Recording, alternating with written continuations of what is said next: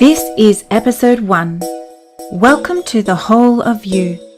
I am your host, Tanya Dahan, kinesiologist and Bowen therapist and author of Balance into Your Life. I am here to inspire you to love life and to live out your dreams and your desires aligned with grace and gratitude.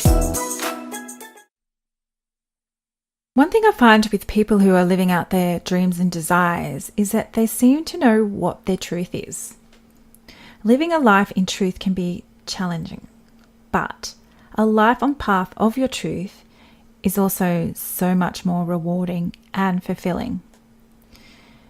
Do you sometimes feel you could be acting in a way that is more true to yourself? It's so much easier to be doing something else than being your true self, because being your true self is scary. So why do we put up so much resistance to wanting to live a life in truth? Ask yourself, why do you feel you are putting up resistance to your truth? If you know this is, there is more for you than meets the eye, then ask yourself why you're resisting and what are the voices telling you. Really focus on what your true essence is. This often can be the hardest thing to do.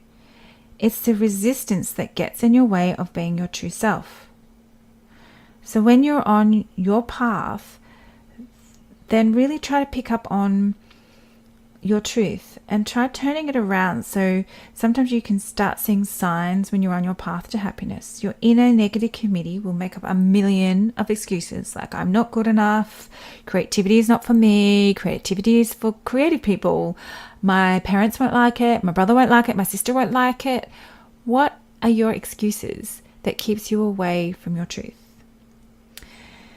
We could be living out our truth every day.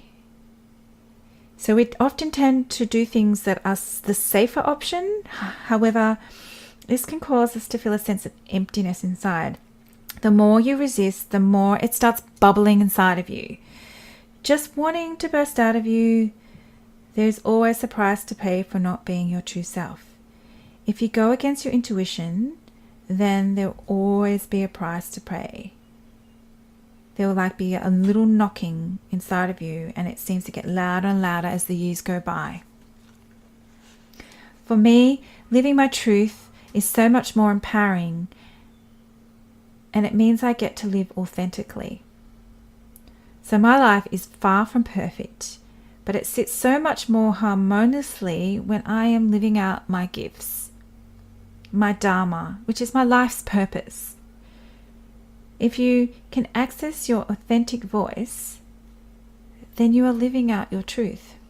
You only want to focus on what's going to move you forward in life. Don't wait till you're 80 until you decide that you need to live out your truth. So try to slow down a little, because I'd say, how can we really hear our inspired wisdom if we're always rushing from the past to the future? In order to reveal our authentic self, try to sit in stillness daily for a period of time, because this gives you time to reflect and listen to your truth. And also ask yourself, what does truth mean to you? What were you taught about your truth? Were you encouraged to deny your truth? Or did you really want to be an artist and were told to be a lawyer or a maths because the jobs are better there, so therefore put aside your truth? Try to find clarity and understanding of what truth really means to you, and if you have any negative belief systems around following your truth.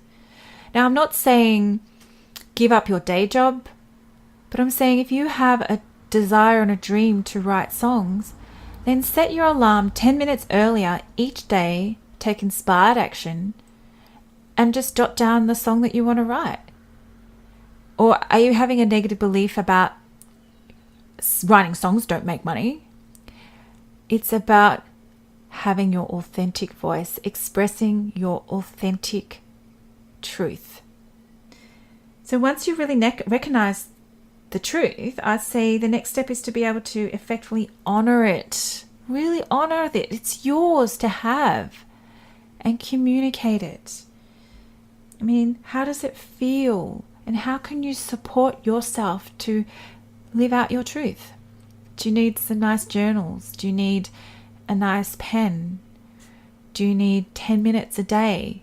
How can you support yourself and communicate it? So expressing your truth and your authentic self could be also just with your clothing. Do you just wear black every day when you could be wearing your favorite color, but your favorite color was unacceptable? Or could decorating your house in your own personal style be part of your truth? Or are you decorating it in honor to, because you don't want to offend someone if you put Jesus on the wall, because that's your truth? So this can be actually really fun and liberating. And also, like I said, it can also be scary. So that's why trying to lose our fear voice, because much of the day we are running on that autopilot of negativity and those internal voices. So if we can peel back some of those layers to find out where our fear is coming from and try and turn those beliefs around. I mean, where were those beliefs gospel? Where was it made gospel that no one can make money being an artist? You cannot be happy writing a song. Where was that limited negative belief coming from? And is it true for you today? And be aware and understand the fear around it, because it's really part of the human conditioning to have fear. It's our survival mechanism. But is that fear appropriate for your situation and circumstance?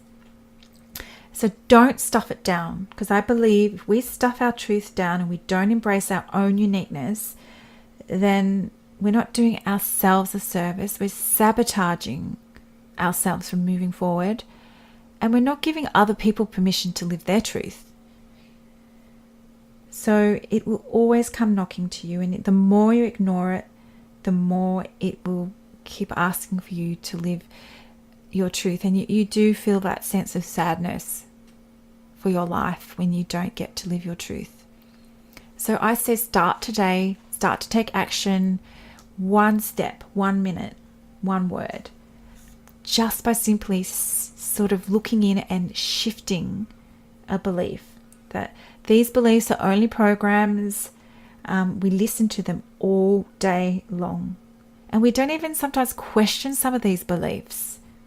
So being aware of your limited beliefs that are holding you back is a really good starting point. In my kinesiology sessions, when we come in and we want to achieve a goal, we always look at the limiting beliefs that is stopping you, and then we try to find out where these limiting beliefs come from, and then we try to turn it around and change those limiting beliefs into some beliefs that will make us move forward. So good luck, and I hope you find your truth today.